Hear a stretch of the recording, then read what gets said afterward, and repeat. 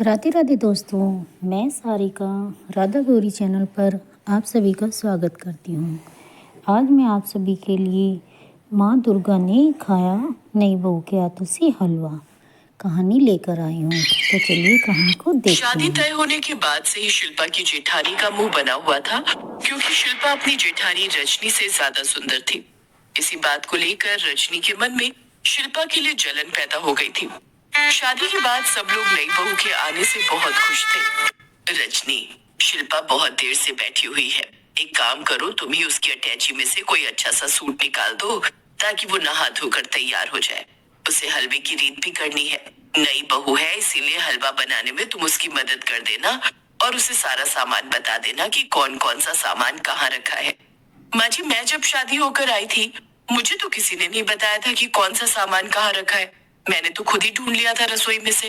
आप तो मेहमानों की खातिरदारी में ही लगे हुए थे। ऐसी बात नहीं है, मैंने सारा सामान पहले ही हलवे का रसोई की स्लैब पर निकाल कर रख दिया था, ताकि तुम्हें कोई दिक्कत ना हो। ये बात तुम शायद भूल गई हो बहू। अगर नहीं कर सकती हो तो मुझे कह दो, मैं ही रसोई में चली जाती हूँ। ठीक है, बता दूंगी। आप जाकर पूजा की तैयारी करो। शिल्पा बहू, रजनी तुम्हें हलवा बनाने की सारी सामग्री दे देगी। आज माँ दुर्गा के लिए तुम्हें हलवा बनाना है। रिवाज के मुताबिक नई बहू के हाथ से सबसे पहले हलवा ही बनवाया जाता है और उस हलवे का भोग माँ दुर्गा को लगाया जाएगा। मम्मी जी, मैंने आज से पहले बस एक बार ही हलवा बनाया है। आप मेरी थोड़ी हेल्प कर दोगे? हाँ हाँ, मैंने रजनी को बोल दिया है, हलवा बनाने में ये तुम्हारी मदद कर देगी। अभी 9 बजे है, पूजा का टाइम 11 बजे है। तब तक तो सब कुछ रेडी हो जाएगा। चलो रजनी, अब तुम शिल्पा के साथ रसोई में लग जाओ। शिल्पा की सास सुशीला पूजा की तैयारी में लग गई। शिल्पा को लगा कि रजनी उसकी हेल्प करेगी, पर रजनी ने उसे कुछ देर में लौटने का बहाना कर दिया। शिल्पा, तुम रसोई में जाओ, मैं अभी थोड़ी देर में आती हूँ।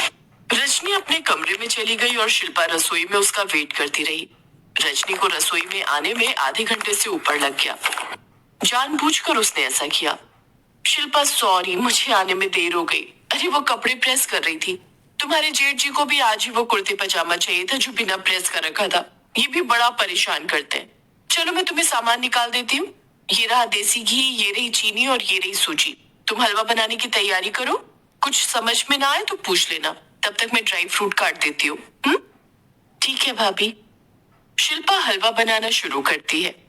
हे माँ दुर्गा, मैं आपकी प्रसाद के लिए हलवा बना रही हूँ। आपके आशीर्वाद से हलवा सही बन जाए, बस यही प्रार्थना करती हूँ। जितनी मर्जी प्रार्थना कर ले, पर हलवा बिल्कुल ठीक नहीं बनेगा। अपने रंग रूप पर तुझे बड़ा गुरूर है ना। अब जब हलवा खराब बनेगा तो ये सब रंग रूप धरा का धरा रह जाएगा। माँ जी से ऐसी डांट पड़ेगी ना कि हमेशा याद रहेगी। तभी शिल्पा का पति रवि रसोई में आ जाता है। पंडित जी पूजा के लिए आ गए हैं। माँ पूछ रही हैं हलवा कितनी देर में बन जाएगा। बस तैयार हो गया है। भाभी ड्राई फ्रूट दे रही है, वो डाल दूं। आप बोल दो माँ जी को कि हलवा बन चुका है। शिल्पा से मिलने के बहाने हलवे के लिए बोलने के लिए आ गए देवर जी। मैं सब जानती हूँ। नहीं भाभी, ऐसी बात नहीं है। आप भी ना जब देखो मजाक करते रहते हो। अच्छा, मैं माँ को बोल देता हूँ। शिल्पा, ड्राई फ्रूट मैंने डाल दिया है, तुम प्रसाद का निकाल लो, फिर हम माँ जी के पास चलते हैं। रजनी अब तक अपना काम कर चुकी थी। शिल्पा जब रवि से बात कर रही थी, रजनी ने ड्राई फ्रूट डालने के बहाने हलवे में नमक डाल दिया। रजनी मन ही मन बहुत खुश हो रही थी कि उसने हलवे को खराब कर दिया। अचानक शिल्पा रजनी के गले लग जाती है। भाभी, थैंक यू सो मच, आपने मेरी इतनी हेल्प की। आप बहुत अच्छी हो भाभी। मुझे सचमुच आपसे एक बड़ी बहन का प्यार मिला है। थैंक यू सो मच भाभी।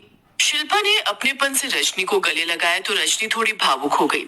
उसे लगा कि शायद उससे बहुत बड़ी भूल हो गई है, पर अब तक तो बहुत देर हो चुकी थी। रजनी गलती कर चुकी थी। उसने हलवे में नमक मिला दिया था। अब वो कुछ नहीं कर सकती थी।